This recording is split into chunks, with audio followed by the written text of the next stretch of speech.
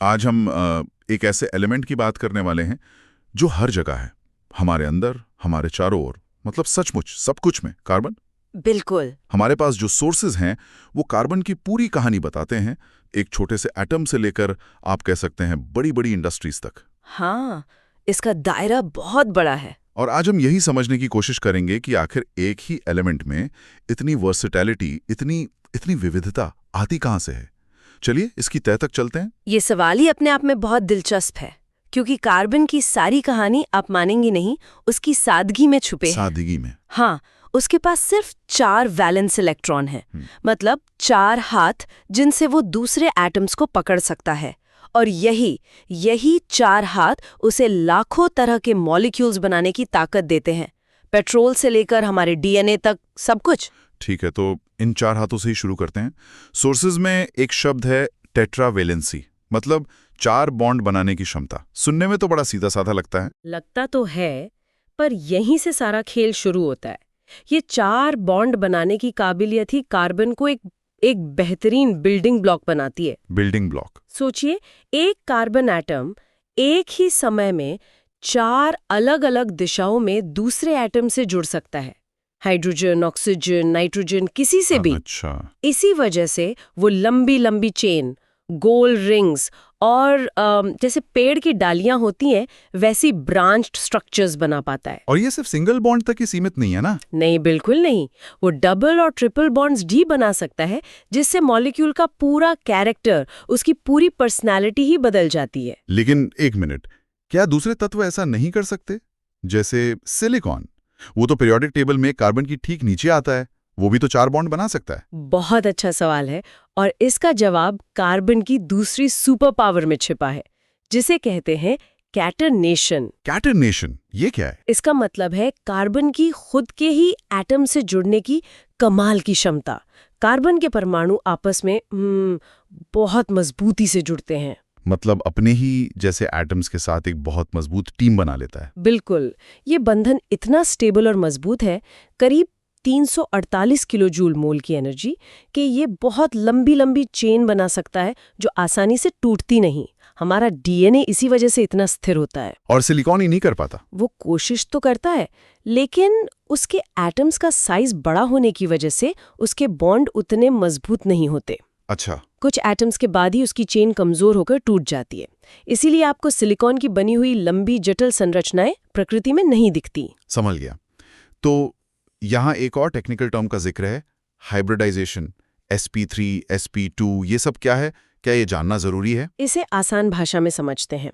Hybridisation असल में ये तय करता है कि अणु का 3D शेप कैसा होगा।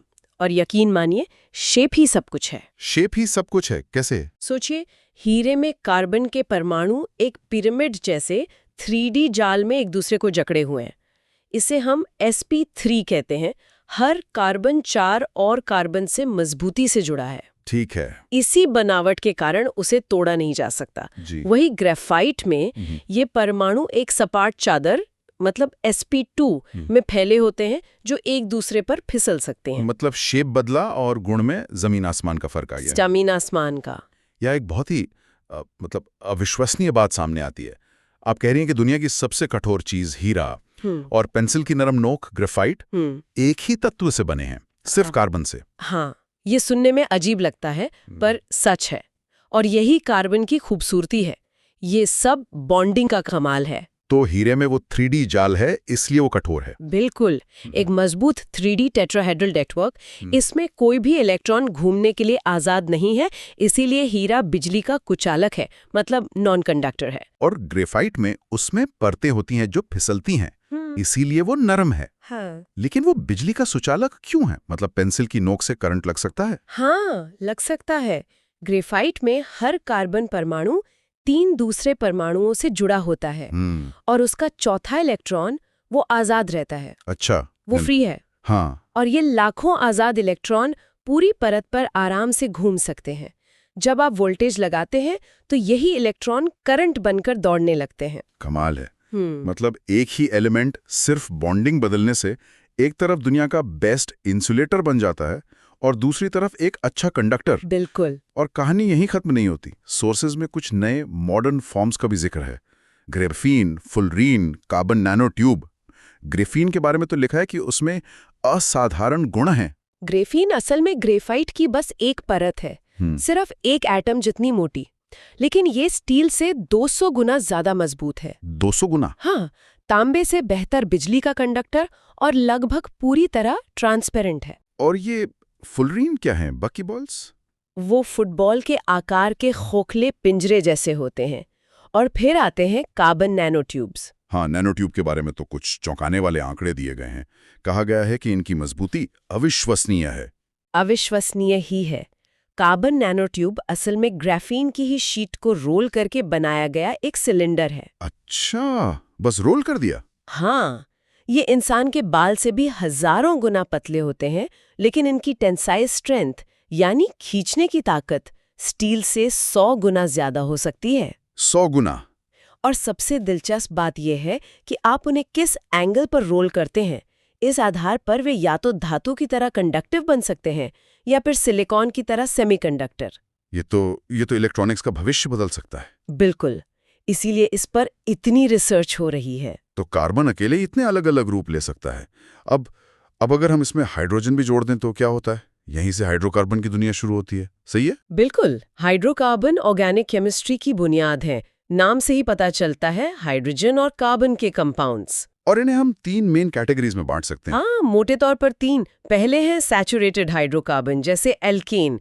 आप इन्हें एक भरी हुई बस की तरह समझ सकते हैं। भरी हुई बस? हाँ, जिसमें हर सीट पर एक पैसेंजर है, मतलब हर जगह सिंगल बॉन्ड है, कोई नई सवारी नहीं आ सकती। इसलिए ये ज्यादातर स्टेबल और कम रिएक्टिव होते हैं, जैसे मीथेन गैस या मोम। तो दूसरी कैटेगरी हुई खाली बस। बहुत बढ़िया, बिल्कुल सही। दूसरी कैटेगरी है अनसैचुरेटेड हाइड्रोकार्बन, एल्कीन और एल्काइन। इनमें डबल या ट्रिपल बॉन्ड्स होते हैं, जिन्हें आप खाली सीटें समझ सकते हैं। और ये खाली सीटें उन्हें रिएक्टिव बनाती हैं। एकदम, वे हमेशा नए एटम्स को जोड़कर अपने बॉन्ड को भरना चाहते हैं। पॉलीथीन जो हमारे प्लास्टिक बैग्स में होता है, वो इथीन नाम के एक एल्कीन से ही बनता है। और एक तीसरी कैटेगरी भी है, एरोमेटिक। ये नाम सुनकर तो किसी परफ्यूम या खुशबू का ख्याल आता है। दिलचस्प बात है, पर इनका संबंध हमेशा खुशबू से नहीं होता। एरोमेटिक यौगिकों जैसे बेंजीन में एक खास तरह की गोल रिंग होती है, जिसमें इलेक्ट्रॉन पूरी रिंग पर घूमते रहते हैं। और ये उन्हें स्टेबिलिटी देता है। बहुत ज्यादा स्थिरता। यहाँ एक बहुत जरूरी कॉन्सेप्ट सामने आता है, आइसोमेरिज्म। मतलब एक ही मॉलिक्यूलर फॉर्मूला लेकिन अलग अलग बनावट, और इसलिए बिल्कुल अलग गुण। थैलिडोमाइड का उदाहरण तो रोंगटे खड़े कर देने वाला है। हाँ, ये एक बहुत ही गंभीर और महत्वपूर्ण उदाहरण है। थैलिडोमाइड एक दवा थी जो 1950s में गर्भवती महिलाओं को मॉर्निंग सिकनेस के लिए दी जाती थी। लेकिन बाद में पता चला कि इसके 2 आइसोमर हैं, मतलब 2 ऐसे मॉलिक्यूल जिनका केमिकल फॉर्मूला एक ही है, लेकिन 3D में उनका आकार एक दूसरे की मिरर इमेज जैसा है। आईने में दिखने वाले अक्स जैसा। और इससे फर्क क्या पड़ा? बहुत बड़ा फर्क। एक आइसोमर आर थैलिडोमाइड तो असरदार दवा था, लेकिन उसका जुड़वा भाई एस थैलिडोमाइड बहुत जहरीला था और अजन्मे बच्चों में गंभीर जन्म दोष पैदा कर रहा था। ओह, ये तो बहुत डरावनी बात है। ये दिखाता है कि मॉलिक्यूल्स का 3D आकार कितना ज्यादा मायने रखता है, खासकर बायोलॉजी में। हमारे शरीर के रिसेप्टर्स किसी ताले की तरह होते हैं और दवा का मॉलिक्यूल चाबी की तरह। और अगर चाबी का आकार जरा सा भी गलत हुआ तो वो या तो ताले में फिट नहीं होगी या फिर कोई गलत ताला खोल देगी। इससे ये समझ आता है कि दवाइयों की दुनिया में हर छोटी से छोटी डिटेल कितनी मायने रखती है। खैर, इस गंभीर विषय से आगे बढ़ते हुए कुछ हाईटेक एप्लीकेशंस को देखते हैं। कार्बन फाइबर रीइंफोर्स्ड पॉलीमर यानी CFRP का जिक्र है, जो बोइंग 787 जैसे जहाजों में इस्तेमाल होता है। हाँ, CFRP आज के मटेरियल साइंस का एक चमत्कार है। इसमें कार्बन के बहुत मजबूत धागों को एक पॉलीमर जैसे प्लास्टिक के साथ मिलाकर एक कंपोजिट मटेरियल बनाया जाता है। और इसकी खासियत क्या है? इसकी सबसे बड़ी खासियत है इसका high strength to weight ratio. ये स्टील से 5 गुना ज्यादा मजबूत हो सकता है, लेकिन वजन में बहुत हल्का होता है। 5 गुना ज्यादा मजबूत और वजन में हल्का। इसीलिए इसे हवाई जहाजों और रेसिंग कारों में इस्तेमाल करते हैं। बिल्कुल, ताकि वजन कम हो और ईंधन की बचत हो। मतलब जिस कार्बन से हमारी पेंसिल की नोक बनती है, उसी से हम ऐसी चीजें बना रहे हैं जो स्टील से भी मजबूत हैं। यही तो कार्बन का जादू है। दवाइयों की दुनिया में भी इसका इस्तेमाल होता है। एक्टिवेटेड कार्बन का जिक्र है। हाँ, एक्टिवेटेड कार्बन या चारकोल एक तरह का मॉलिक्यूलर स्पंज है। इसे लकड़ी या नारियल के छिलके जैसी चीजों को बहुत ज्यादा तापमान पर प्रोसेस करके बनाया जाता है, जिससे इसमें लाखों छोटे छोटे छेद बन जाते हैं। और ये छेद क्या करते हैं? इन छेदों की वजह से इसका सरफेस एरिया बहुत बढ़ जाता है। ये अपनी सतह पर अशुद्धियों और जहरीले पदार्थों को चिपका लेता है। इसीलिए इसे पानी के फिल्टर में और दवाइयों को प्यूरिफाई करने के लिए इस्तेमाल किया जाता है। और एक और चौंकाने वाली बात है, कार्बन डाइऑक्साइड CO2 का इस्तेमाल एक कच्चे माल की तरह। CO2 तो एक विलन गैस है, एक प्रदूषक है ना? उसे हम किसी काम की चीज में कैसे बदल सकते हैं? और यही बात इसे इतना रोमांचक बनाती है। हम एक वेस्ट प्रोडक्ट को एक वैल्यूएबल रिसोर्स में बदल रहे हैं। जैसे CO2 का इस्तेमाल यूरिया बनाने में होता है, जो दुनिया का सबसे जरूरी खाद है। इसी से सैलिसिलिक एसिड बनता है, जिससे एस्पिरिन जैसी दवाएं बनती हैं। अच्छा, पॉलीकार्बोनेट जैसे मजबूत ट्रांसपेरेंट प्लास्टिक जो चश्मे के लेंस और सीडी बनाने में काम आते हैं, वो भी CO2 से बन सकते हैं। इसे कार्बन कैप्चर एंड यूटिलाइजेशन कहते हैं। ये तो भविष्य के लिए एक बहुत बड़ी उम्मीद है। बिल्कुल। तो हमने कार्बन की कहानी एक छोटे से एटम से शुरू की, उसके अलग अलग रूप देखे, और अब हम उसे प्लेन और दवाइयों में इस्तेमाल कर रहे हैं। इन सबको एक बड़े नजरिए से देखें तो बात कार्बन साइकिल पर आकर रुकती है। ये क्या है? कार्बन साइकिल आप कह सकती हैं पृथ्वी पर जीवन का ऑपरेटिंग सिस्टम है। प्राकृतिक तौर पर कार्बन वायुमंडल, महासागरों, जमीन और जीवों के बीच लगातार घूमता रहता है। एक साइकिल में? हाँ, पेड़ पौधे फोटोसिंथेसिस से हवा से CO2 लेते हैं, जानवरों ने खाते हैं, और सांस छोड़ने या मरने के बाद वो कार्बन वापस पर्यावरण में चला जाता है। महासागर भी एक बहुत बड़ा कार्बन सिंक है। और ये अरबों सालों से चल रहा एक संतुलित चक्र है। था। लेकिन जाहिर है इंसानों ने इस संतुलन को बिगाड़ दिया है। हाँ, खासकर पिछले 200 सालों में जीवाश्म ईंधन यानी फॉसिल फ्यूल्स जलाकर। जब हम कोयला, तेल और गैस जलाते हैं तो हम उस कार्बन को छोड़ते हैं जो लाखों सालों से जमीन के नीचे दबा हुआ था। और हम उसे बहुत तेजी से छोड़ रहे हैं। इतनी तेजी से कि प्राकृतिक सिंक जैसे जंगल और महासागर उसे पूरी तरह से सोख नहीं पा रहे हैं।